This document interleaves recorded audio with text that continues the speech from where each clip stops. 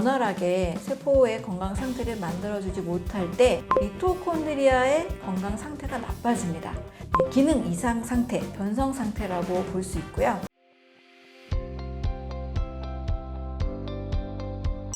자기소개 부탁드립니다. 네, 여러분 안녕하세요. 저는 바른 식사법과 생활습관으로 건강한 삶을 안내하는 완전해독연구소의 류은경입니다. 반갑습니다. 아무리 약 먹고 병원 가도 건강이 나빠지는 이유는 무엇인가요? 네, 얼마 전에도 연구소에 약 28년 또 35년 가까이 당뇨약을 드시고 있는 분들이 방문을 해 주셨습니다. 28년 가까이 35년 가까이 계속 약을 드시고 또 식사도 그렇게 조절을 하고 혈당 수치를 조절하셨는데 건강은 계속 나빠져 가고 있다라는 말씀을 해주셨어요. 우리가 약을 먹어서 수치가 조절이 되고 치료가 되면 정말 반드시 그 약은 꼭 먹어야 됩니다. 근데 수치는 조절이 되는데 이게 수치 조절로 끝나는 거지 다시 췌장의 건강이 좋아지고 인슐린의 분비가 정상화되는 그런 단계까지, 치료적 단계까지는 가지 않기 때문인 거죠. 그래서 약이라는 것은 제가 항상 강조하는 말이 있습니다. 증상 완화제다. 약의 역할은 증상을 완화시키는 역할을 해줍니다. 혈당이나 혈압이나 콜레스테롤 수치가 높을 때 약을 써서 수치를 떨어뜨려 줄 수 있습니다. 그런데 그 증상을 완화시킨 것과 내 몸의 세포와 또 내 몸의 장기들이 좋아지는 것은 또 전혀 별개의 문제라는 거죠. 그래서 약을 먹어서 건강해진다 라는 것은 약간 맞지 않는 개념이고요. 수치는 조절이 되나 근본적으로 내 몸의 세포와 내 몸의 장기들이 더 건강해질 때 우리는 건강할 수가 있습니다. 그래서 약을 드시는 분들이라면 이 수치 조절이 너무나 불규칙적이고 힘들다라면 같이 병행을 해야 됩니다. 하지만 더 병행을 해야 될 것은 건강한 음식과 건강한 식사를 통해서 내 몸의 세포가 더 건강해질 수 있도록 또 내 몸의 장기들이 더 건강해질 수 있도록 무리를 주지 않고 건강해지는 그런 식사법을 반드시 선택을 해야 됩니다. 실제 약물과 식사요법 또 운동이나 스트레스 이런 생활 습관적인 것을 같이 조절을 했을 때 약을 줄이기도 하고 또 몸이 더 체력이 증가하고 훨씬 좋아져서 수치가 안정권에 가면 이제 그때 약에 대해서 다시 주치의 선생님과 상의할 또 긍정적인 때가 오기도 하거든요. 약만으로는 건강해질 수 없다. 내 몸의 세포와 신진대사를 좋게 만드는 그 방법도 함께 써야만 우리 몸은 건강해질 수 있습니다. 약을 무조건 끊을 수는 없겠죠. 고혈압이나 이제 당뇨약을 드시는 분들이 수치를 조절하기 위해서 드시는 것과 함께 반드시 식사를 정말 바르게 하고 내 몸의 세포에 꼭 필요한 영양소를 공급해서 내 몸의 신진대사를 좋게 하는 방법. 그래서 자연히 혈액이 깨끗해지고 맑아지고 췌장의 건강 상태가 좋아져서 인슐린에 대한 저항성이 해결이 됐을 때 이랬을 때 약을 같이 조절을 해야 되는 방식으로 가야 합니다. 무조건 약을 끊으세요. 이거보다는 식사요법과 삶의 패턴들을 좀 건강하게 만들면서 일단은 병행하시면서 몸이 훨씬 건강해졌고 수치가 정상이 됐을 때 그럴 때는 이제 약을 좀 조절을 하셔도 되겠죠. 가공식품을 모두 끊고 자연식품 섭취하면 어떤 일이 일어날까요? 우리 몸은 굉장히 정직합니다. 좋은 게 들어오면 좋은 세포가 만들어지고 나쁜 음식이 들어오면 나쁜 세포가 만들어집니다. 따라서 가공식품을 만약에 끊고 채소나 과일이나 콩이나 또 견과류 이런 음식을 더 60% 이상 반대로 드시게 된다면 분명히 우리 몸은 좋아질 수밖에 없습니다. 좋은 식사를 하게 되면 내 몸의 위장과 간, 췌장 이 장기들의 기능이 굉장히 좋아집니다. 가공식품을 먹게 되면 일단 장기들이 굉장히 기능이 떨어지고 신진대사가 악화될 수밖에 없죠. 혈압이나 혈당에 문제가 생기는 것도 일단은 음식에서부터 상당히 많은 원인이 되고 있습니다. 음식을 바꿔주니까 혈당, 혈압 정상되고 소화에도 큰 문제가 없다 보니 전반적으로 신진대사가 좋아지면서 지방이 분해되면서 비만도 해결이 될 수 있는 거죠. 그래서 식사법을 바꿔서 5kg, 10kg, 20kg, 30kg 이렇게 감량한 사람들의 이야기는 참 많잖아요. 몸은 회복될 수 있다라고 저는 주장을 하고 있습니다. 최근에 방문하셨던 분은요, 근육을 많이 만들고 싶어서 단백질 중심의 식사를 이제 코치를 그렇게 또 받기도 하고 운동도 그렇게 열심히 했었는데, 일단 뭐 계란, 또 단백질 파우더, 또 두부, 이게 거의 단백질을 중심으로 식사 패턴을 하시던 분이었는데 살이 하나도 빠지지 않고 다른 사람은 좀 빠지는 것 같은데 효과를 전혀 못 보시고 있던 분이 있었습니다. 근데 이분이 과일로 식사를 바꾸게 되면서 5주 정도 만에 한 4kg 정도가 빠지게 됐고, 너무나 이제 좋았던 것은 체지방이 빠지고 근육은 좀 증가하는 패턴으로 몸이 바뀌고 있는 것을 확인을 하게 됐다 그래요. 그분은 또 특별한, 또 재미있게도 머리카락이 전에는 굉장히 잘 빠졌는데 오히려 과일 식사를 더 많이 하게 되니까 자주 빠지던 머리카락 양이 줄어들었다라는 이야기도 하고 있습니다. 전립선암 사례에서는 3기였던 분이 이제 전립선암 항원 수치, PSA 수치가 굉장히 이제 높은 수치에서 약 한 6개월 정도에 걸쳐서 과일과 채소 중심의 식사를 많이 한 결과 수치도 정상이 되었지만 체지방이 무려 10% 가까이, 약 한 1년에 걸쳐서는 체지방은 약 10% 가까이 빠지기도 했습니다. 그런데 이렇게 과일과 채소 중심의 식사를 했는데 근육량이 하나도 줄어들지 않았어요. 전체 총 몸무게에서 근육량은 같고 체지방만 10% 빠지는 좋은 결과들이 있었습니다. 근데 이분도 같은 말씀을 하셨어요. 머리카락이 오히려 조금씩 나고 있다라는 얘기를 해주셨습니다. 모든 분들에게 해당되는 이야기는 물론 아닙니다. 그렇지만 제가 말씀드리는 것은 근육하고 워낙 다이어트 할 때 단백질 위주로 많이도 드시긴 하잖아요. 그렇게 단백질로 짜다 보면 단백질이 우리 몸에서 합성이 돼야만 근육이 되는 건데, 단백질을 먹었다고 바로 근육이 되는 게 아니잖아요.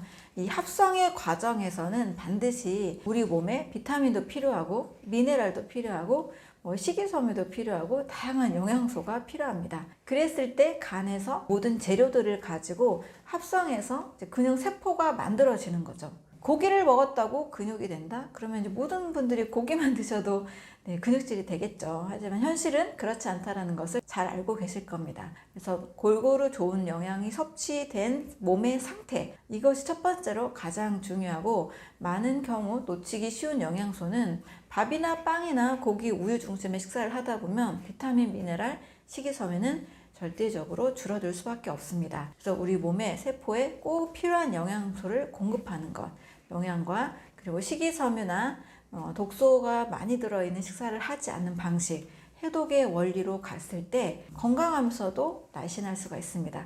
사실 건강과 다이어트는 따로따로가 아니고 건강하면 살찌지 않는다라는 원리가 적용이 됩니다.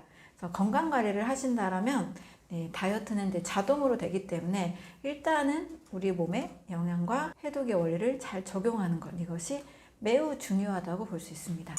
미국이 질병공화국이 된 이유는 무엇인가요? 많은 사람들이 노출이 되는 이 질병을 요즘은 만성대사질환이라고 합니다. 예를 들면 암, 당뇨, 심혈관 질환, 고혈압, 고지혈증 이런 증상과 함께 우리 몸의 신진대사가 문제가 돼서 오는 질병들을 이제 만성대사성 질환이라고 합니다. 근데 이런 병들을 보면 많이 걸리는 사람과 많은 국가도 있지만 걸리지 않고 건강하게 사는 사람들도 있거든요. 그런데 정확히 어떤 공통적인 현상이 일어나냐면, 자연에 있는 과일, 채소, 콩, 호박, 옥수수, 견과류 이런 음식을 주로 먹다가 햄버거, 치킨, 피자, 아이스크림, 과자, 빵 이런 가공식품들을 많이 먹게 되면서부터 혈액의 문제, 콜레스테롤 문제, 다양한 이런 만성 대사 질환이 노출이 되기 시작합니다. 그래서 한 국가에 패스트푸드 큰 회사가 딱 들어가게 되면 그 후로부터 10년, 15년 후에는 암과 함께 만성질환, 당뇨, 고혈압 이런 환자들이 굉장히 증가하는 패턴들을 공통적으로 보이고 있습니다. 오키나와 사르데냐 이런 지역들도 전통적인 건강한 라이프 스타일과 식사법을 하다가 패스트푸드 들어오고 피자 가게 들어오고 아이스크림 들어오면서부터 수명도 줄어들고 있는 현상이 나타나고 있습니다. 그런데 이런 가공식품들을 가장 많이 먹고 있고 가장 많이 개발한 나라가 미국이라는 것은 이제 누구나 알고 계실 겁니다. 미국의 SAD라고 해서 스탠다드 아메리칸 다이어트, 미국의 표준 식단을 보면 무려 57%가 가공식품입니다. 하루에 거의 60% 가량을 그냥 뭐 냉동된 피자, 냉동된 음식 전자레인지에 데워서 먹는 이런 방식들이 그냥 거의 주를 이루고 있다 보니 신선한 자연의 재료들로 만들어진 식사를 하지 못하고 있는 거죠. 한국인들이 이제 미국 가보면 아시겠지만 한국인들은 그냥 다 날씬한 거잖아요. 미국인들은 그냥 비만 정도가 아니라 초고도 비만, 뭐 200kg, 300kg 이런 초고도 비만 환자들이 많은 것을 볼 수 있습니다. 길거리만 지나다녀도 식당 한 군데만 들어가 봐도 한국과 전혀 다른 분위기를 느낄 수가 있죠. 자, 그렇게 해서 많은 사람들이 정말 고혈압, 당뇨, 고지혈증, 암 이런 모든 질병들을 거의 약간 필수품처럼 많이 가지고 다니는 것 같습니다. 그래서 편의점이 거의 약국화가 돼버리는 수준으로 약을 굉장히 많은 종류들을 쉽게 구할 수가 있습니다. 그런 모습을 보면 정말 질병을 미국인들 사이에서도 굉장히 많이 걸리고 또 질병을 수출하는 나라가 되었다라고도 볼 수 있는 거죠. 그래서 가공식품이 주식인 나라, 또 질병이 너무나 좀 당연하고 너무나 자연스럽게 많이 생기는 국가, 이런 분위기에서 질병공화국이라고 이름이 붙여진 것 같습니다. 연구소를 찾아온 암 환자들을 보면서 느끼는 점은 무엇인가요? 암 환자분들의 경우에는 좀 성격이 좀 다양할 수도 있긴 한데 대부분 가장 제가 많이 질문하는 내용은 최근에 또는 이제 얼마 전에 그동안 삶에서 스트레스를 많이 받으셨는지를 여쭤봅니다. 그러면 대부분은 스트레스를 좀 많이 받았다라고 말씀을 하고 계시죠. 그리고 너무 그 스트레스를 받는다라는 것은 내 몸의 자율신경계의 균형이 깨진 상태를 말합니다. 자율신경계라는 것은 교감신경과 부교감신경, 약간 수축하고 긴장하고 이랬을 때 교감신경의 작용이고요. 이완된 상태가 이제 부교감신경의 작용입니다. 그래서 좀 많이 긴장하시고 많이 약간 엄격하시고 무언가를 해야 한다라는 이제 규칙 같은 거를 많이 가지고 계실 때 사람이 약간 더 위축이 되기도 하고 뭔가 좀 편안하진 않잖아요. 그래서 뭔가 굉장히 좀 열심히 또 딱딱하고 뭔가 경직된 너무 일을 많이 하시고 저는 쉬지 않으실 때 이런 분들이 암을 많이 경험하시는 분들이 비교적 많이 계십니다. 그렇다라고 모든 사람이 그런 건 아니고요. 또 어떤 분의 경우는 그냥 라이프 스타일이 암에 걸릴 것 같았다라고 하실 정도로 굉장히 불규칙하게 지내신 분들도 있습니다. 제가 말씀드리는 영양과 해독의 원리에 따라서 몸에도 영양과 해독의 원리가 적용이 돼야 되지만 우리 마음에도 질서가 필요하거든요. 마음에도 영양 같은 좋은 말, 좋은 생각, 또 긍정적인 그런 미래를 향하는 그런 생각들, 상태들이 마음에 이제 충족이 됐을 때 우리는 희망을 가질 수 있고 기대할 수 있고 또 많이 웃을 수 있습니다. 그렇지만 이제 그게 없을 때는 많이 이제 짜증나게 되고 걱정하게 되고 많이 불안하고 또 이제 우울증도 많이 겪는 분들이 많이 계시죠. 이런 것들이 마음의 독소로 작용이 돼서 이 자율신경계 균형이 깨집니다. 그래서 마음에도 영양과 해독의 원리, 또 우리 라이프 스타일, 삶에도 뭔가 좀 버릴 건 버리고 또 취할 건 취하는 이런 균형이 좀 필요하잖아요. 균형 잡힌 어떤 삶이 건강한 삶을 향하게 하는 것 같습니다. 이제 암에 걸리신 분들이라고 해서 또 그렇게 꼭 고정된 것만은 아니기 때문에 내가 생각을 사실 마음먹기에 따라서 달려있잖아요. 긍정적인 생각을 하려고 노력하면 또 됩니다. 어떤 특정 사람만 하는 게 아니고 다시 한번 내 삶을 좀 다르게 180도 다르게 살 수 있는 어떤 기회가 아닌가 라는 생각도 해봅니다. 실제 많은 사람들이 암에 걸렸다가 암이 사라진 분들의 이야기를 들어보면 그냥 다 내려놓았다. 그냥 마음을 편하게 먹었다. 그냥 마음 내려놓고 즐겁게 하고 싶은 생각을 했다. 근데 너무 이제 암만 생각할 경우에는 암에 대한 모든 신경이, 모든 집중이 거기로 가 있을 때는 사실 더 큰 불안이 올 수밖에 없거든요. 저라도 그럴 것 같습니다. 오히려 이걸 잊어버리고 딴 생각을 하고 좋은 생각, 즐거운 생각, 마음이 편해지는 생각 이런 것들을 선택할 때 우리 몸은 또 급격하게 면역계가 달라질 수 있고 좋아질 수도 있습니다. 자주 이제 말했던 사례이지만 2달만 해도 굉장히 커다란 암이 폐암 사기분이 거의 막 약간의 흔적만 남고 거의 사라진 분이 계시거든요. 근데 그분도 암은 정말 또 쉽게 오기도 하고 쉽게 사라질 수도 있는 게 아닌가라는 이야기를 또 스스로 하시더라고요. 그래서 굉장히 좋은 사례이긴 하지만 이런 일도 있구나라는 긍정적인 사례가 되기도 합니다. 그래서 암에 걸리신 분들도 이게 뭐 죽음을 바로 부르는 병이 아니고 뭔가 내 라이프 스타일에 몸과 마음과 삶의 질서, 균형을 좀 다시 한번 세팅하는 시간을 가지면 저는 좋은 결과들을 맞이할 수 있다고 봅니다. 채식하고 소식해도 암에 걸리는 환자들의 공통점이 있나요? 식단에 대해서는 사실 굉장히 좀 다양한 부분이 있었습니다. 식단은 고기를 일단 좀 너무 많이 드시고, 근데 고기와 함께 술과 스트레스가 병행된 분들이 좀 많이 패턴이 있었습니다. 그런데 그게 또 전부는 아니었던 것 같아요. 왜냐하면 나는 고기 거의 안 먹는다. 생선도 진짜 가끔 먹는다. 진짜 거의 채식 위주로 한다. 이런 분들도 계셨거든요. 그래서 식단에 대해서는 약간 반반 정도 차지하는 것 같습니다. 음식이 정말 나빠서 몸의 전반적인 흐름이 영양소나 이제 독소, 불균형 때문에 오신 분들도 물론 계실 수 있습니다. 하지만 정말 채식 위주로 했고 소식도 하고 건강한 음식을 먹었는데도 불구하고 암에 걸리신 분들이 있거든요. 이제 그런 분들 여쭤보면 거의 50년, 60년 가까이 굉장히 스트레스를 많이 받은 분들의 패턴이 훨씬 높습니다. 그래서 일을 하실 때 이제 사회생활을 하시다 보면서 스트레스가 해결되지 않고 계속 일어나고 있고, 또 집에서도 가족관계나 인간관계 속에서도 또 사업을 하시면서도 너무나 큰 스트레스가 와서 그게 굉장히 오래 지속되었다라는 공통적인 이야기들을 많이 해주십니다. 암 환자들이 가장 많이 묻는 질문은 무엇인가요? 암 환자분들이 이제 저를 많이 찾아오시는 이유는 어떻게 먹어야 될지 모르겠다. 뭐가 맞는지 모르겠다. 이제 이런 이유들로 많이 찾아오십니다. 왜냐면 정말 당분을 먹으면 암세포를 키운다. 근데 힘이 없으니 고기도 먹어야 된다. 잘 먹어야 된다. 이제 이런 이야기들 주로 많이 듣고 오셨더라고요. 그래서 어떻게 먹어야 돼요? 또 어떻게 정말 당분을 먹으면 암세포가 자라나요? 또 고기를 먹어야 되나요? 안 먹어야 되나요? 이런 식의 질문들을 많이 하고 계십니다. 또는 이제 암을 걸리기 전부터 또 현재 병원에서 치료받는 중에 암세포가 좀 줄어드는 그런 식사요법, 영양요법, 해독요법, 영양과 해독요법도 상당히 많이 이제 궁금해하시고 이런 부분에서 이제 안내를 해주고 있습니다. 기존 암 치료 방법의 문제점은 무엇인가요?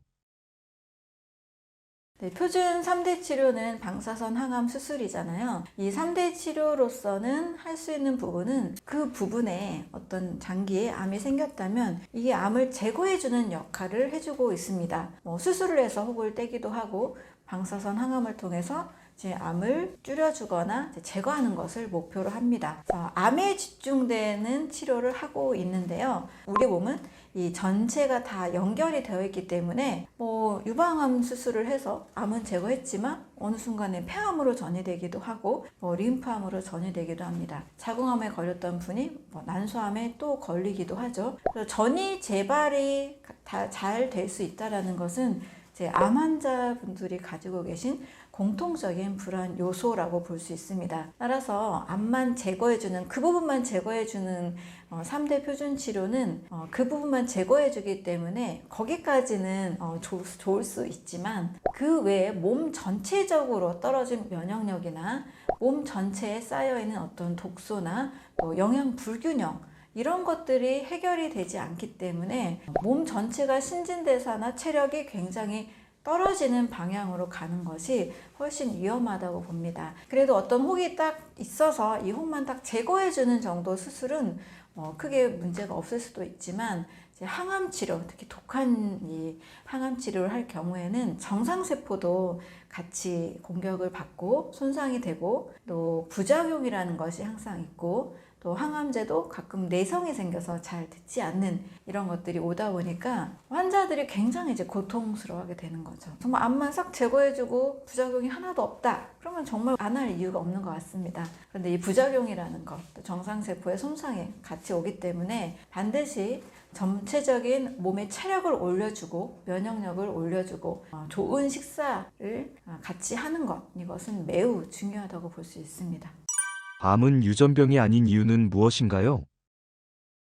우리가 항상 하는 말이 있는데요. 누구나 암세포는 하루에 5,000개씩 생긴다. 그런데 면역력이 좋은 사람은 그게 사라지는 거고, 면역력에 문제가 생기면 그 암세포가 계속 이제 커져서 큰 이제 혹이 된다. 이런 이야기 다 알고 계시잖아요. 그것만 봐도 암은 유전질환이 아니고 신진대사에 의해서 결정되는 대사질환이라고 볼 수가 있습니다. 만약에 암에 대한 유전자가 딱 밝혀져서 그 유전자만 딱 제거하는 방식으로 치료가 됐더라면 이렇게 암 치료 역사가 100년이 넘는데도 불구하고 이렇게 암과 고전하고 있진 않을 것 같습니다. 부모님이 암에 걸렸다고 해서 다 암에 걸린 것도 아니고, 부모님이 안 걸렸다고 해서 또 자녀가 안 걸리는 것은 또 아닙니다. 그래서 유전자는 또 최근에 2014년에 발표된 후성 유전학에 의해서 유전자 그 자체보다 유전자가 발현이 되는 그 환경, 음식, 운동, 스트레스, 공기,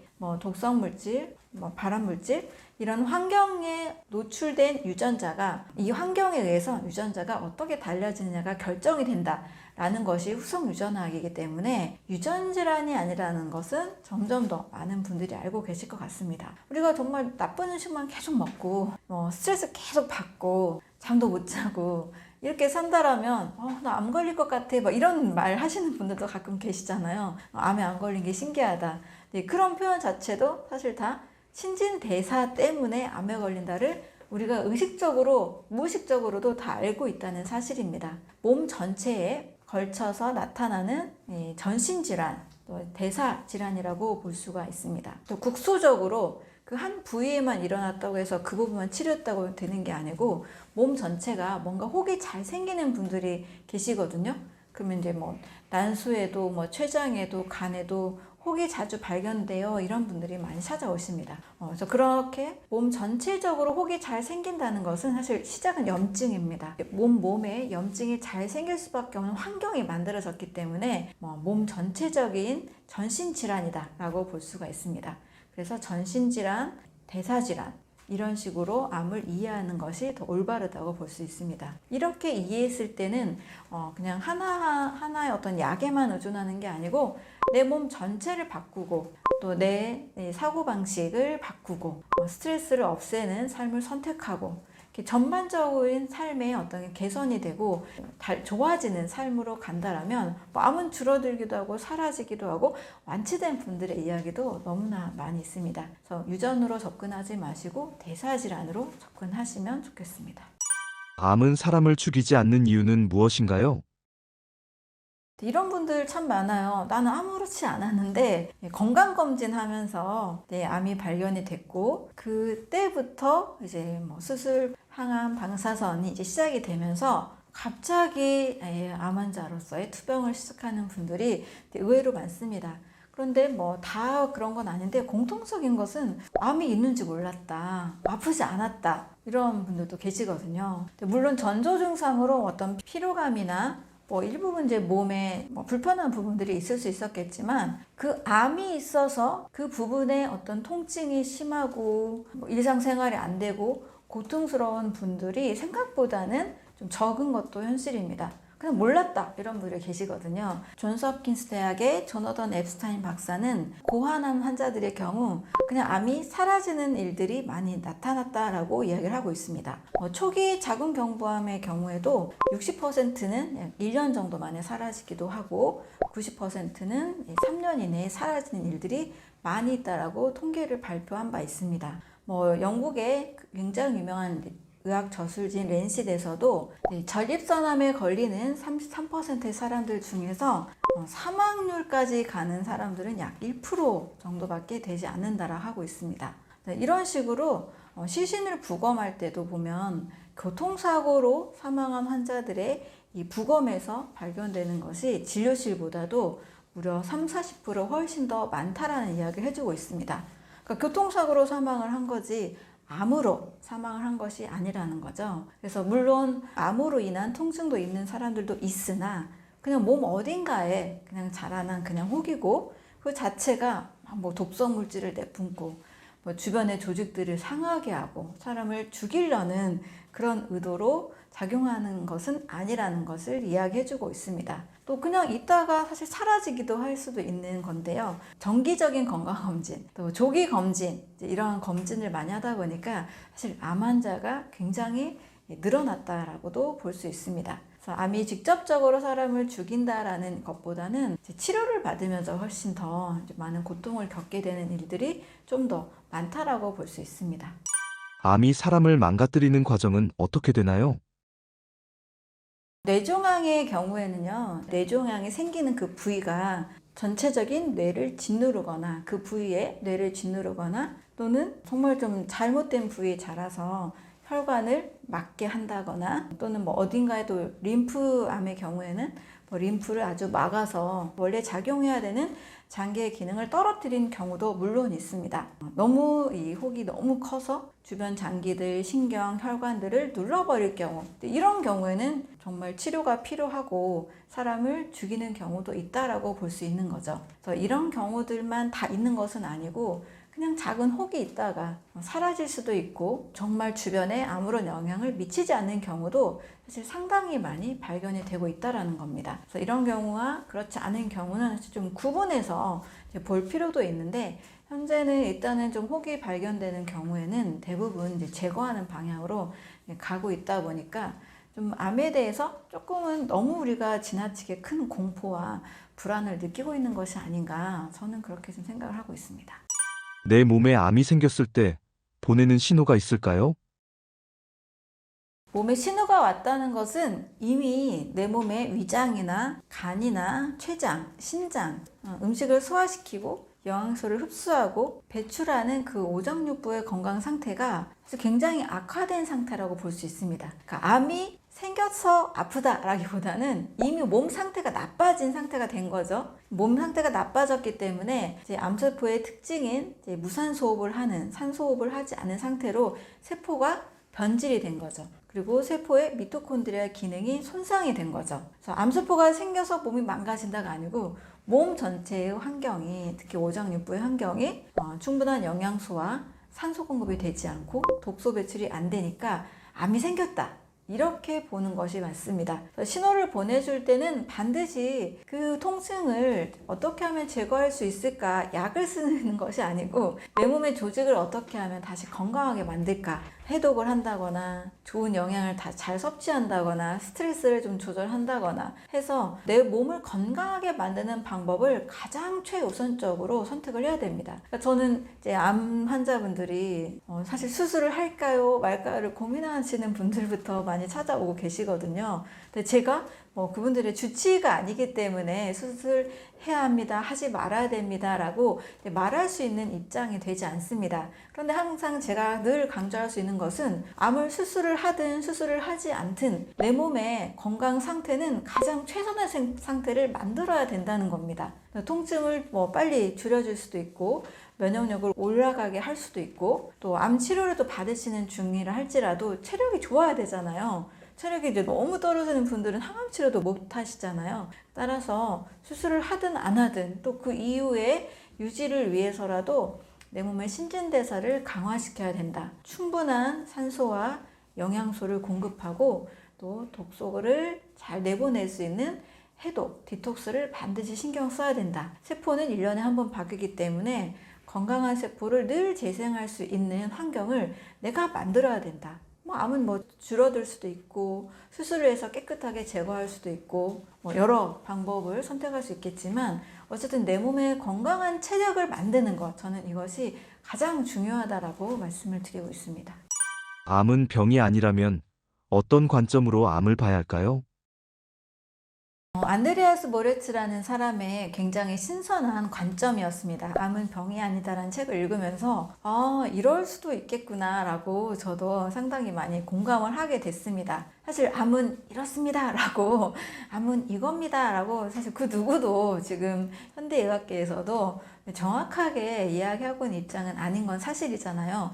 근데 이 암은 병이 아니다라는 이 내용에서 제가 많이 느꼈던 것은 일단 내 몸의 세포가 다른 세포로 바뀐 거잖아요.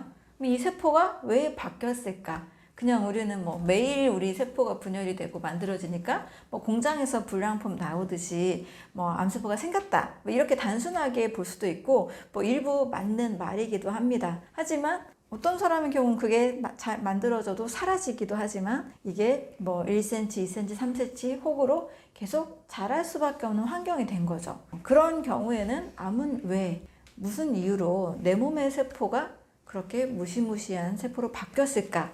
이 부분을 이렇게 이야기를 하고 있거든요. 일단 암세포는 산소가 없는 환경에서 무산소 호흡을 한다라는 특징을 가지고 이렇게 설명을 합니다. 왜 암세포가 산소 호흡을 하지 않을까? 우리는 산소를 당연히 마시고 이 산소를 가지고 이 세포 안에 있는 미토콘드리아가 에너지를 만들어야 되거든요.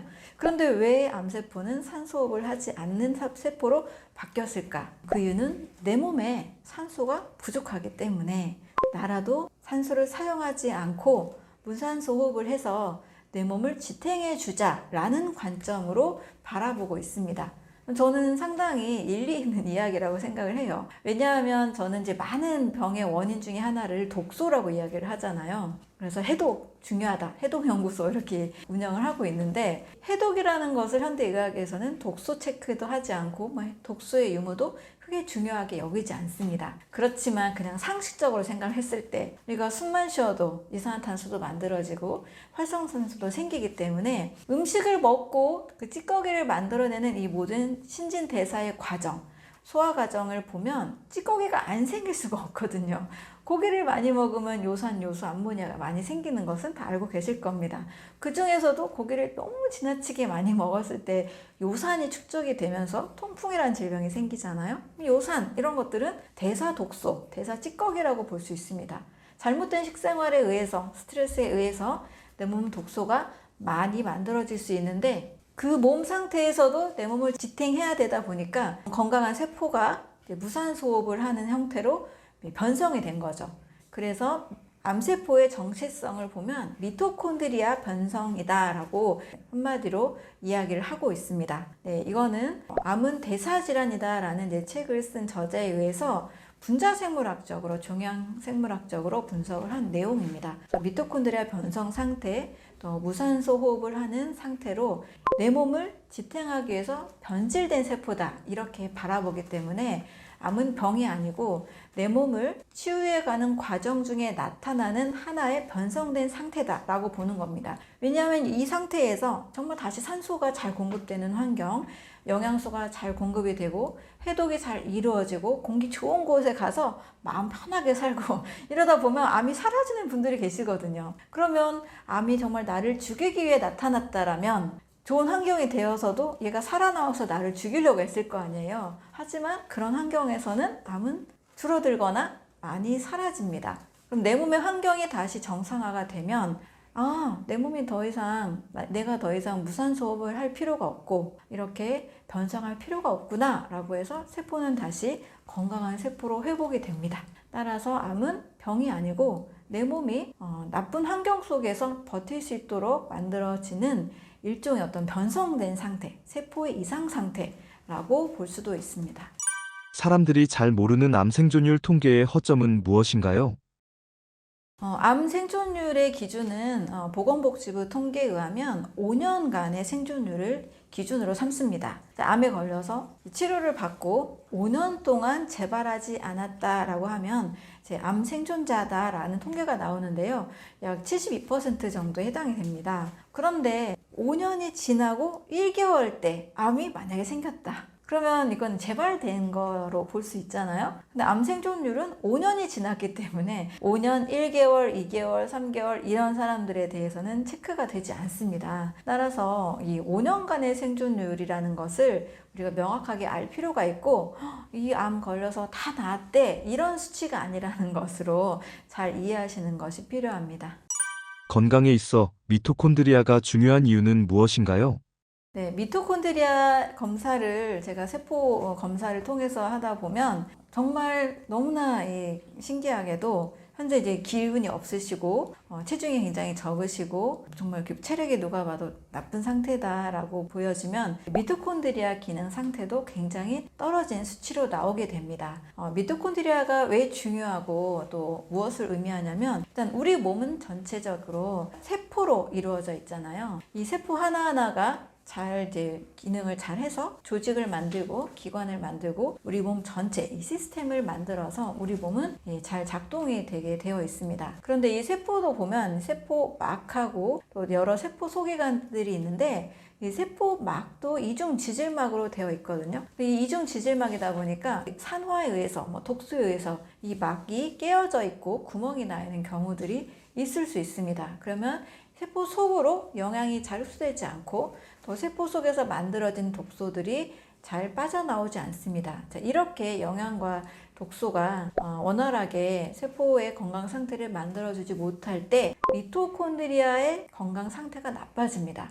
미토콘드리아는 에너지를 만드는 역할을 하고 있습니다. 그러니까 밥을 먹으면 힘이라는 에너지로 바뀌잖아요. 그 모든 일련의 과정 중에는 소화를 하고 영양소를 흡수해서 미토콘드리아가 포도당 한 분자당 38ATP라는 이 에너지를 만듭니다. 그걸 만드는 게 바로 미토콘드리아예요. 그리고 또 세포가 무한히 성장하는 게 아니고 세포에 따라서 60회에서 100회 가까이 분열을 하고 세포는 사멸하고 몸에서 사라지게 됩니다. 그런데 이 세포 분열을 조절해주고 세포의 성장, 재생을 해주는 그 역할을 하는 것이 미토콘드리아입니다. 그래서 암세포의 미토콘드리아는 그 자체가 기능 이상 상태, 변성 상태라고 볼 수 있고요. 이게 고장이 났기 때문에 무한 증식하게 되는 분열 횟수를 조절하지 못하고 무한 증식하게 되는 결과로 나타납니다. 이것을 과학자들이 실험을 했는데요. 암세포의 미토콘드리아를 정상세포에 이식을 해줍니다. 그럼 정상세포가 다른 게 바뀌지 않고 미토콘드리아만 바뀌었는데 무한 증식하는 암세포로 같이 바뀝니다. 또 반대로 정상세포의 미토콘드리아를 암세포에 이식을 해주면 암세포가 더 이상 무한 증식하지 않고 분열 성장을 멈춥니다. 그래서 세포가 계속 자라느냐, 무한 증식하느냐, 또 건강하게 그냥 자기 횟수만을 딱 분열하고 끝났느냐, 이것을 결정짓는 것이 미토콘드리아이기 때문에 이 암세포의 정체성을 명확하게 설명해주고 있습니다. 그래서 미토콘드리아를 건강하게 만드는 것, 세포를 건강하게 만드는 것, 이것이 모든 건강의 사실 시작이라고 볼 수가 있습니다. 미토콘드리아 건강이 암에는 어떤 영향을 미치게 될까요? 미토콘드리아는 세포의 성장, 분열, 재생을 담당하는 역할을 합니다. 암세포는 딱 개념을 무한히 성장하는 세포다 이렇게 이해하시면 되죠. 우리 몸은 무한히 성장하는 게 아니고 일정 횟수, 약 60회에서 100회 정도 세포가 계속 성장하고 또 없어지고 이 과정을 반복하면 그 세포는 수명을 다한 상태가 됩니다. 그런데 암세포의 미토콘드리아는 그게 고장이 난 상태예요. 변성이 됐고 문제가 생겨서 분열 횟수 조절을 하지 못합니다. 따라서 세포가 죽지 않고 계속 무한히 성장하는 세포로 바뀐다는 거죠. 암세포의 특징인 무한 성장한다, 무한히 증식한다, 주변 조직까지 계속 뻗어 나가는 특징을 가지고 있잖아요. 그렇게 고장나게 만든 원인은 세포막이나 세포의 다른 소기관이 아니고 미토콘드리아에 집중을 하고 있습니다. 암세포가 정상세포와 다른 대사를 한다라고 밝혔던 내용은 이미 1931년에 노벨상을 받았던 바르부르크 효과에 의해서도 검증이 됐습니다. 바르부르크는 암세포와 정상세포가 서로 다른 세포 대사를 하고 있다. 무산소 호흡을 하고 그 과정 중에서도 이제 미토콘드리아에 문제를 두고 있었던 점을 이야기하는데요. 그때는 미비하게 무산소 호흡을 한다라는 정도였다가 그 이후에 존스 홉킨스 대학의 폴 페데르센 그리고 토마스 세이프리드라는 보스턴 대학의 종양학자인 이 박사에 의해서 미토콘드리아 기능 장애 변성이다 라고 이제 암세포의 정체성을 규명을 했습니다. 세포의 성장 분열 횟수를 조절하는 미토콘드리아의 변성 때문에 세포가 무한 증식하는 패턴으로 바뀌게 된 겁니다. 암세포는 죽지 않는 세포, 무한 증식한다. 미토콘드리아의 기능 장애다. 이것을 좀 핵심으로 이해하시면 되겠습니다. 100년 전 암을 정복한 막스 거슨의 치료법은 어떤 거였나요?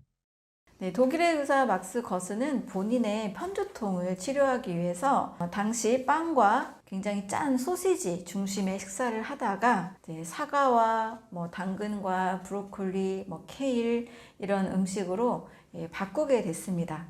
그랬을 때 이 세포가 짠 소시지를 먹다 보면 나트륨이 몸속에 쌓이게 되잖아요. 그러면서 이제 부종이 일어나게 되고 또 세포가 제대로 일을 하지 못하게 됩니다. 그래서 그런 세포들이 자꾸 늘어나면서 간의 대사에 문제를 일으킨다는 것을 알게 됐습니다. 이 막스 거스는 자신의 편두통을 사과로 치료를 합니다.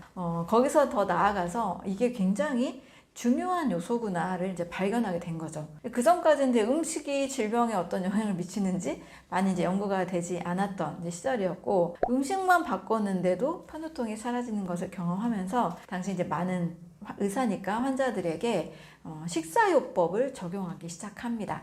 그래서 몸속에 굉장히 많이 쌓인 이 나트륨을 빼내고, 세포막에서 굉장히 중요한 게 나트륨 칼륨 비율인데요. 이 나트륨 칼륨의 비율을 회복시키는 사과, 케일, 브로콜리 이런 녹광색 채소를 굉장히 많이 먹는, 채소즙을 굉장히 많이 먹는 식이 패턴으로 바꿔줍니다. 그랬을 때 이제 몸에 또 간 청소나 장 청소까지 하면서 빠른 시간 안에 이제 독소를 배출하는 것까지 같이 병행하다 보니까 환자들이 이제 간이 회복이 되고 장이 회복이 되면서 세포가 또 회복이 되고 암이 줄어들고 하는 그런 약으로 치료할 수 없는 많은 놀라운 치료들을 해냈었습니다. 막스 거슨의 식사요법은 간과 장의 기능을 빠르게 회복시키는 것에 초점이 있고요. 이것을 빨리 회복시키기 위해서 굉장히 많은 나트륨을 빼내고 칼륨을 공급할 수 있는 사과와 채소 중심의 식사를 굉장히 환자들에게 많이 시행을 했었습니다. 그랬을 때 환자들이 놀라운 빠르게 좋은 회복이 나타나기도 한 결과가 바로 막스 거슨의 치료입니다. 유방암 환자가 식물성 식단을 섭취하고 어떤 일이 일어났나요? 미국 로체스터 대학과 윌모트 암 연구소에서는 이제 사기 유방암 환자들에게 식물성 식단을 공급한 결과를 발표했습니다. 식물성 식단을 공급한 결과 대부분 체중이 6.6% 이상 줄었고요. 콜레스테롤 수치가 떨어지고 인슐린 저항성이 회복이 됐습니다. 건강이 빠르게 개선이 되었고, 그 식물성 식단을 하지 않은 사람들에 비해서 정신적으로도 굉장히 안정이 되고 스트레스가 줄어든, 우울감보다 기분이 좋아진 상태들을 경험한 결과를 발표했습니다. 이들이 주로 먹었던 식물성 식단은 우리가 늘 쉽게 접할 수 있는 과일이나 채소, 감자, 고구마, 콩, 옥수수 이런 식단입니다. 식물성 식단의 경우 암 환자들의 건강, 콜레스테롤, 인슐린, 또 기분까지, 감정까지도 빠르게 개선이 되는 것으로 결과가 나왔습니다. 암센터 연구소에서 세포 배양을 하며 무엇을 느끼셨나요? 암센터 연구원으로 일을 하면서 모든 분자생물학을 하는 연구원들은 세포 배양이라는 걸 굉장히 기본적인 실험으로 많이 합니다. 저도 이렇게 동그란 페트리 디시에, 그리고 또 삼각 플라스크에 세포를 많이 배양을 했는데요. 세포를 배양할 때 한 번쯤 하는 연구원들의 실수가 있습니다. 세포 배양액을 교체해주는 시기를 놓치는 거예요. 세포들은 인큐베이터 안에서 핑크색의 세포 배양액이 담겨진 그 배양액을 먹고 무럭무럭 자랍니다. 이 세포들이 먹으니까 계속 세포가 분열되잖아요. 많이 자라고 또 대사를 하겠죠. 그 먹으면서 만들어지는 독소가 있겠죠. 그래서 지지하게 색깔이 바뀝니다. 맑은 핑크색에서 선홍색에서 점점 주황색, 그리고 노란색까지 바뀌어가는데, 노란색으로 진하게 가기 전에 세포 배양액을 버리고 새로운 세포 배양액으로 교체를 해줘야 됩니다. 그런데 우리가 많은 연구원들이 하는 실수가 뭐냐면, 저도 여러 번 했는데, 그 노란색으로 됐을 때 세포 배양액을 교체해주지 않는 거예요. 인큐베이터 속에 있으니까 놓칩니다. 다른 실험을 하다가. 그러면 그 상태로 며칠이 지속되면 세포들이 모두 다 죽습니다. 제가 연구원으로 일하면서는 그냥 또 죽었구나, 다시 또 해야 되겠구나 해서 그 원리를 몰랐는데요. 이제 건강에 대한 집중과 연구를 많이 하면서 영양과 해독의 원리를 알게 됐잖아요. 나중에 생각해 보니까 세포 수준에서부터 자기가 만들어낸 대사 독소에 의해서 세포가 죽게 되었구나. 이거를 제가 이제 깨닫게 된 거죠. 세포 배양액 안에는, 세포의 이 페트리 디시 안에는 그 어떤 외부적인 요소가 전혀 개입되지 않았습니다. 누가 뭐 손가락을 넣은 것도 아니고 다른 물질이 들어간 것도 아니고 세균이 갑자기 감염된 것도 아닙니다. 스스로 참여를 했거든요. 그것은 자기가 매일 먹고 또 배설해내는 그 대사 산물에 의해서 세포가 사멸된 거라고 볼 수 있습니다. 스스로 만들어내는 독소가 반드시 있다. 그리고 음식을 잘못 먹었거나 나쁜 좀 과식을 했다거나 이럴 때 우리가 좀 소화가 안 되고 더부룩하고 가스가 나오기도 하고 트름이 나오기도 하는 이런 경험을 하게 되잖아요. 마치 그것처럼 세포들도 오랜 시간 동안 이제 그대로 있다 보니까 자기가 만들어진 이 독소, 대사 독소에 의해서 이제 사멸을 하게 되었다라고 볼 수 있습니다. 그래서 저는 이제 이 부분에 의해서 소화가 되지 않은 소화불량 상태, 이게 바로 나쁜 대사산물이 만들어지는 과정일 수도 있고, 또 탄수화물이나 단백질이나 지방이 변질된 어떤 성분들, 이름을 차마 다 만들지 못한 그런 대사 독소들이 많이 있을 수 있겠구나 라고 생각을 하게 됐습니다. 그래서 완전히 소화시켜서 영양소를 쏙 흡수하고 독소는 확 내보내는 거, 영양과 해독의 원리가 세포 수준부터 우리 사람의 모든 신진대사에 매우 중요하구나, 이것을 깨닫게 됐습니다. 우리의 일상 속에서 대사를 방해하는 최악의 독소는 무엇인가요? 첫 번째는 일단 외부적인 독소가 있습니다. 미국인들이 초고도 비만까지 많이 증가한 이유를 제가 이제 가공식품, 패스트푸드 이렇게 말씀을 드렸는데요. 요즘은 또 초가공식품이라고 해서 조금 더 이제 분류를 하죠. 그냥 1차적인 그런 가공된 상태에서 뭐 색소 넣고 방부제 넣고 보존료 넣고 막 튀기고 여러 과정을 더 많이 거친 대량 생산하는 제품들을 이제 초가공식품이라고 합니다. 이 초가공식품, 또 여기서 만들어진 다양한 식품 첨가물들에 의해서 외부적으로 들어오는 독소, 이것도 역시 대사를 방해하는 독소라고 볼 수 있습니다. 그리고 우리가 많은 문제의 원인으로 알고 있는 세균, 바이러스, 곰팡이, 이것들도 외부에서 들어오는 거죠. 그래서 우리가 면역력이 떨어졌을 때, 굉장히 스트레스를 많이 받거나 잠을 잘 못 잤을 때, 이랬을 때 또 감기 걸리기도 하고, 또 면역력이 떨어진 분들은 이제 항체가 잘 안 만들어지는 결과가 오기도 합니다. 이런 것들도 외부적인 독소라고 할 수 있죠. 하지만 세 번째로는 잘못된 식사법이 또 대사 독소를 많이 만들어내는 원인이 될 수 있습니다. 잘못된 식사라는 것은 음식의 배합의 문제로 인해서 완전히 소화되지 않는 소화불량된 상태를 말합니다. 예를 들면 뷔페식을 가면 굉장히 다양한 음식을 골고루 많이 먹게 되잖아요. 우리 골고루 잘 먹어야 된다, 이 말 때문에 우리는 뷔페식을 굉장히 좋게 생각하는 경우들이 많이 있습니다. 그런데 뷔페식은 종류는 굉장히 다양한데 식사를 하고 나면 막 보양식을 먹은 그런 힘이 팍 나는 그런 느낌이 사실 없습니다. 소화시키느라고 내 몸이 굉장히 고생을 하잖아요. 그래서 막 가스가 나오기도 하고 방귀가 나오기도 하고 굉장히 막 식곤증에도 시달리기도 하고 불편합니다. 이렇게 골고루 동시에 다양하게 먹는 것은 잘못된 식사라고 볼 수 있습니다. 뷔페식을 보면 너무나 다양하게 먹다 보니까 탄수화물의 음식도 먹고 단백질의 음식도 먹고 지방의 음식도 먹고 또 과일 채소도 먹으니까 식이섬유 섭취도 막 동시에 합니다. 그러면 속이 편하지 않죠. 더부룩합니다. 이 과정에서 이제 대사 독소가 많이 발생을 하게 되는데요. 탄수화물이 변질이 되면 발효라는 것이 일어나서 가스가 차고 배가 아픕니다. 또 이걸 또 이제 간에서는 또 해독하는 과정 중에 알코올처럼 인지가 되기도 합니다. 간의 피로도도 올려주게 되겠죠. 단백질이 또 소화불량이 되면 변질돼서 부패라고 합니다. 고기를 식탁 위에다가 불고기를 해놓고 일주일 동안 놓으면 썩어서 냄새가 나잖아요.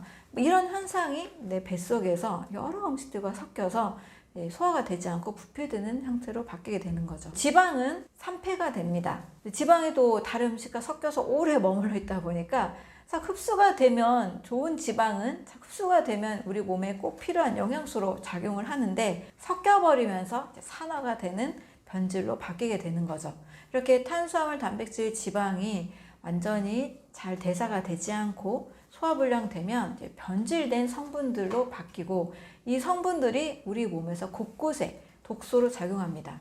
독소가 많은 몸이 오랫동안 되면 우리 몸은 염증을 또 만들어서 이것을 제거하려고 합니다. 또 염증도 오랫동안 미세한 곳에서 생기다 보면 미세 염증이 이제 오랜 시간에 걸쳐서 혹이 됩니다. 따라서 이제 암이 생기는 거는 하루아침에 안 생긴다라는 말이 있잖아요. 5년에서 10년, 20년 오랫동안 내 몸이 상당히 많이 방치됐을 때, 염증이 많은 몸이 됐을 때 이제 암이라는 것으로 1세제곱센티미터라는 이 크기로 10억 개의 세포로 이루어진 이 크기로 발견이 됩니다. 따라서 대사독소는 잘못된 식사 배합, 동시에 너무 다양하게 많이 먹는 식사법이 큰 문제가 될 수 있습니다. 암이 잘 생기는 몸은 어떤 몸인가요? 굉장히 스트레스를 많이 받고 예민한 상태 분들이 암이 좀 잘 생기는 요소가 될 수 있습니다. 예민하다는 것은 교감신경이 많이 항진된 거예요. 모든 예민한 분들을 이야기하는 것은 아닙니다. 예민한 상태가 너무 오랫동안 지속이 되는 거죠. 뭐 작은 거 하나에도 막 굉장히 강하게 반응하고 그러면서 좀 잘 웃지 않을 때 항상 이제 경직이 돼 있고, 뭐 남들에게 너무 맞춘다거나 내 할 말 하지 못한다거나 스트레스를 좀 오랫동안 많이 간직하고 있을 때, 이럴 때 이제 몸이 굉장히 긴장이 많이 됩니다. 교감신경이 항진된 상태가 이제 오래 지속이 되는 건데요. 이럴 때는 이제 면역의 스위치가 꺼져 있다, 이런 표현을 많이 씁니다. 면역 세포들은 부교감신경의 작용을 받았을 때 NK세포나 다양한 림프구, 항체들, 대식세포들이 면역 작용을 활발하게 합니다. 그래서 웃음 치료를 하잖아요. 암 환자분들에게. 웃을 때 몸에 엔돌핀, 도파민, 좋은 호르몬이 나오면서 면역세포가 활발하게 활성화되는 쪽으로 움직이게 됩니다. 따라서 좀 암이 잘 생기는 이제 체질이다라고 한다면 약간 성격적인 부분을 조금 더 비중을 두게 되는데요. 좀 너무 긴장한 몸 상태, 교감신경이 항진된 상태, 너무 예민한 상태, 스트레스가 너무 오랫동안 지속되는 상태, 이랬을 때 우리 몸의 면역계가 잘 움직이지 못하면서 이제 작은 암세포들, 작은 어떤 독소들에 대해서 제거를 하지 못하고 계속 축적이 되고 계속 혹이 계속 만들어지는 것을 볼 수 있습니다. 그래서 정말 많이 웃고 정말 항상 그냥 기쁘게 살고 즐겁게 살고 스트레스 안 받고 그냥 무슨 일 생겨도 그냥 가볍게 넘기고 약간 둔해지는 이런 패턴으로 가는 것이 면역계가 활성화가 되면서 암과 거리가 먼, 암에 걸리지 않는 체질로 가는 몸이 될 수가 있습니다. 암은 이제 산성 체질에서 많이 생깁니다. 산성 체질에서는 다른 체질에 비해서 약 1000배 이상 암세포가 많이 증가하는 환경이라고 볼 수 있습니다. 이렇게 산성 체질에서는 세포가 늘 세포막을 통해서 서로 신호 전달을 하면서 협업작용을 많이 해내거든요. 우리 세포는 상당히 많은 단백질과 신호 전달 물질이 있어서 서로 정말 긴밀하게 소통을 해 나가면서 일을 합니다. 우리가 소화효소를 만드는 것, 신경 전달 물질을 만드는 것, 호르몬을 만드는 것, 이런 모든 것들은 기계적인 움직임이 아니고 이 세포막과 세포끼리의 신호 전달에 의해서 결정이 됩니다. 산성 체질에서는 세포끼리 서로 신호 전달이 잘 이루어지지 않기 때문에 모든 신진대사가 더 더뎌지고 문제가 생긴다라고 볼 수 있습니다. 여러 소화효소나 호르몬이나 또 우리 몸에 필요한 어떤 전해질 균형도 산성 체질에서는 제대로 만들어지지 않아요. 그러니까 소화효소도 약 알칼리 체질이 이상적인 체질인데, 소화효소를 만들어내는 것도 호르몬을 만들어내는 것도 이 적정한 pH 상태에서 잘 작동이 됩니다. 세포 수준 여러 몸을 만들어내는 요소들이 제대로 이루어지려면 산성 체질이 아니라 약 알칼리 체질에서 만들어지는 겁니다. 우리 몸을 산성화시키는 것은 무엇인가요? 첫 번째는 이제 동물성 단백질입니다. 동물성 단백질이 너무나 이제 많아질 때 단백질을 아미노산이라고 하잖아요. 이 아미노산, 아미노 애시드라고 하는데 애시드가 이제 산성인 거죠. 고기를 이제 많이 먹으면 몸이 점점점 이제 산화가 되고 또 노폐물이 많이 생기면서 독소도 증가하게 되고 통풍 같은 그런 질병들도 요산, 이것도 산이잖아요. 많이 이제 쌓이게 됩니다. 지나친 동물성 단백질, 또 우유와 유제품을 같이 포함해서 몸을 더 많이 산화시킨다라고 볼 수 있습니다. 지나친 곡물 중심의 식사, 또 이 곡물은 대부분 포도당으로 이제 바뀌잖아요. 너무 곡물 중심의 식사를 많이 하게 돼도 이제 인산이 많이 생기게 되면서 몸이 산성화 체질로 바뀝니다. 또 설탕을 지나치게 많이 먹을 때도 이 설탕의 당분도 산성화 체질로 또 빠르게 바꿔주기도 합니다. 이런 음식들을 너무 주식으로 먹을 때 고기, 우유, 정말 흰 쌀밥, 면 종류 중심의 음식만 좀 지나치게 많이 먹고 늘 너무 단 음식에만 좀 치우칠 때 몸은 좀 빠르게 산성화 체질로 가기가 쉽습니다. 손상된 세포의 DNA를 복구하는 식물 영양소는 무엇인가요? 항산화 영양소라고 할 수 있는데요. 우리 몸의 세포는 DNA를 가지고 있어서 정상적인 기능을 수행하게 되어 있습니다. 그런데 세포가 손상되고 공격받는 경우들이 있어요. 그것은 바로 활성산소라고 하는 것입니다. 근데 활성산소는 사실 무조건 나쁜 것은 아니에요. 정상적으로 일정 수치가 생길 수밖에 없어요. 호흡을 하면 호흡하면서 이산화탄소가 만들어지고 이 호흡 찌꺼기의 2%가 바로 활성산소입니다. 정상적으로는 세균, 바이러스, 곰팡이들을 오히려 공격해서 우리 몸에 이 생명 현상을 정상적으로 안정적으로 지켜주는 역할을 하기도 합니다. 문제는 활성산소가 지나치게 생겼을 때 오히려 세포막도 딱딱하게 산화시키고 세포의 DNA도 변성을 시킬 수 있는 원인이 될 수 있습니다. 활성산소가 산화시키니까 산화를 막는다라고 해서 항산화 영양소라고 합니다. 대표적인 항산화 영양소로는 비타민 A, C, E가 있어요. ACE라고 하는데 ACE가 활성산소를 굉장히 제거해 주는 역할을 합니다. 비타민 A나 C는 세포 밖에서, 또 비타민 E는 이중 지질막으로 이루어진 세포막의 활성산소를 제거해주는 역할을 하고 있죠. 그런데 이런 비타민 A, C, E는 주로 어디에 많이 있느냐? 우리가 쉽게 접할 수 있는 과일과 채소들을 통해서 만날 수가 있습니다. 그런데 과일과 채소에는 비타민 A, C, E만 있는 것은 또 아닙니다. 과일만이 가지고 있는, 채소만이 가지고 있는 각각의 항산화 물질들이 있습니다.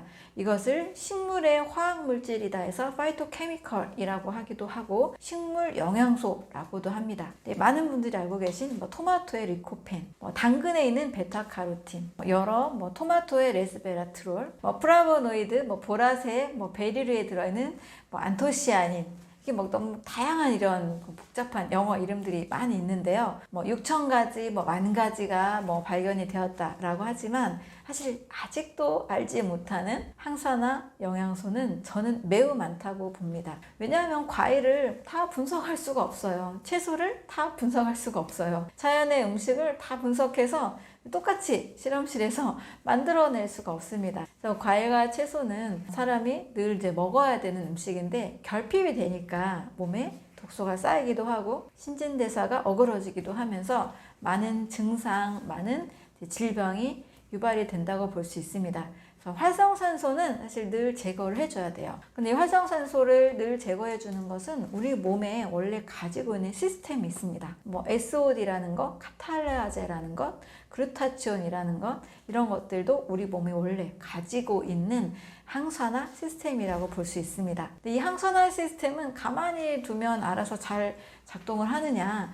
그렇진 않습니다. 식사를 통해서 좋은 원료들이 들어와야 이 항산화 시스템이 우리 몸에서 잘 작동을 하게 되는 거죠. 하지만 안타깝게도 많은 분들이 좋아하는 밥이나 빵이나 고기나 우유에는 이 항산화 영양소나 항산화 시스템을 잘 움직이게 해주는 물질이 별로 없습니다. 신선한 햇볕을 받고 잘 자란 과일, 채소, 견과류, 씨앗류 이런 식물성 음식에 다양한 색깔 속에 많이 들어 있습니다. 그래서 우리가 활성산소를 늘 제거해주는 음식을 먹는 것이 꼭 필요하다고 볼 수 있습니다. 이 활성산소가 많을 경우는 세포막 산화뿐만이 아니고 체내 염증이 굉장히 증가하게 됩니다. 염증이 증가하는 것이 모든 질병의 시작이 될 수 있잖아요.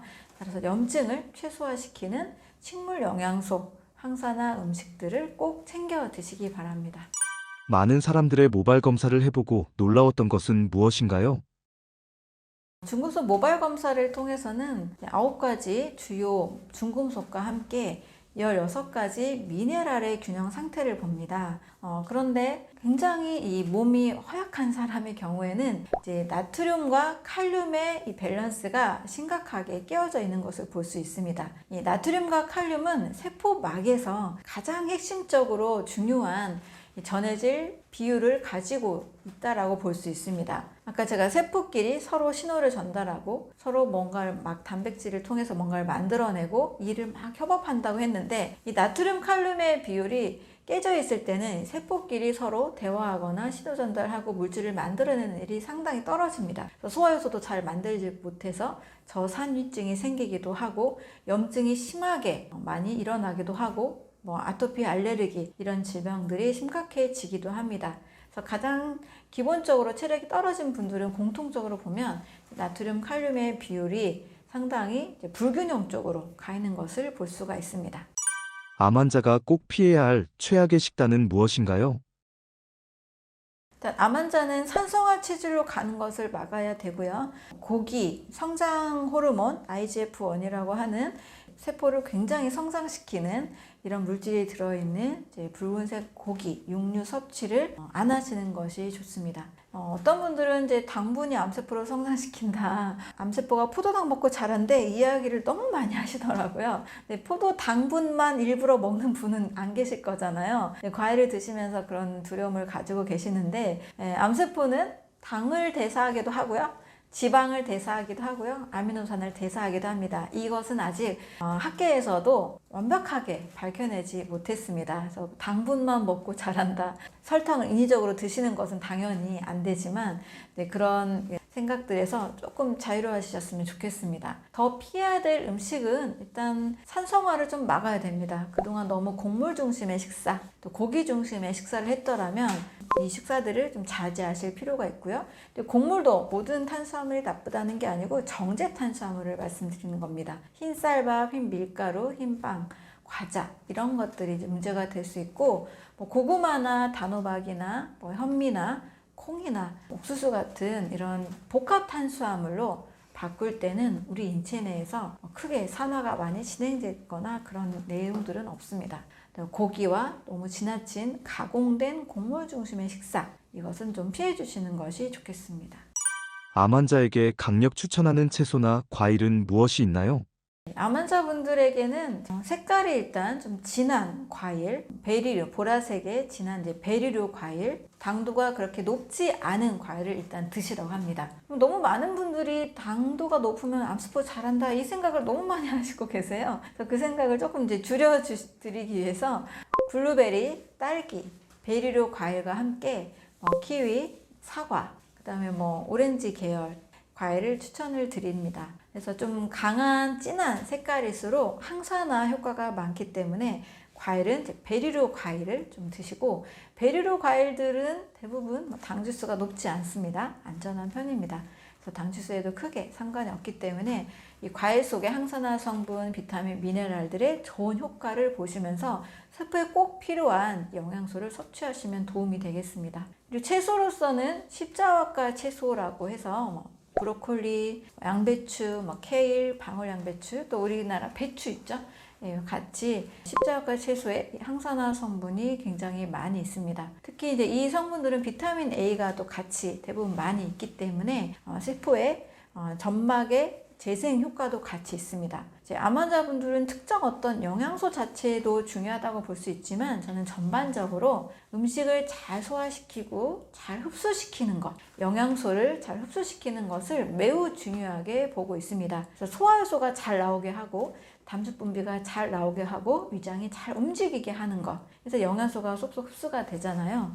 최근에도 한 3개월 정도 폐암 4기 환자가 43kg에서 무려 한 지금 7, 8kg 가까이 3개월 동안 체중이 증가하고 호흡이 거의 정상인이 된 환자인지 모르겠다라고 상태가 호전이 많이 됐습니다. 제가 폐를 위한 조언은 공기 좋은 곳에서 최대한 산소를 잘 호흡하시라고 하는 것밖에 없고, 일단 소화, 장기들이 잘 움직이고 효소가 잘 분비되게 하고 세포 속으로 영양소가 잘 들어가게 하고 항산화 성분이 많이 들어있는 것을 드시게 하는 이런 방법, 소화와 영양소 흡수, 그리고 디톡스, 해독, 이것을 신경을 써드렸는데 굉장히 폐 조직까지 잘 재생이 되고 호전이 된 이야기들이 있습니다. 그래서 소화, 영양소 흡수, 그리고 해독, 요거에 가장 관심을 많이 가져주시는 것이 좋겠습니다.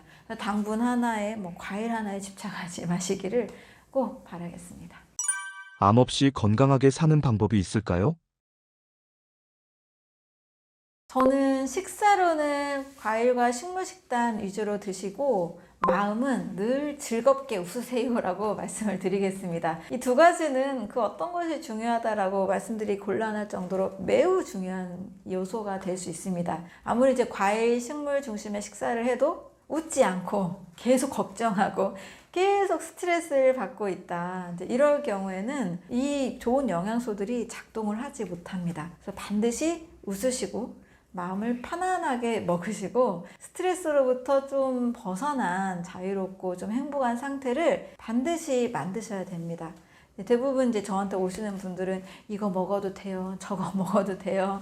음식에 굉장히 집착하시는데 그렇게까지 너무 100% 지키려고 하는 노력보다는 그냥 많이 웃으세요. 네, 1시간 동안 웃으세요 하면은 1시간 동안 어떻게 웃어요? 이런 분들 계시는데요.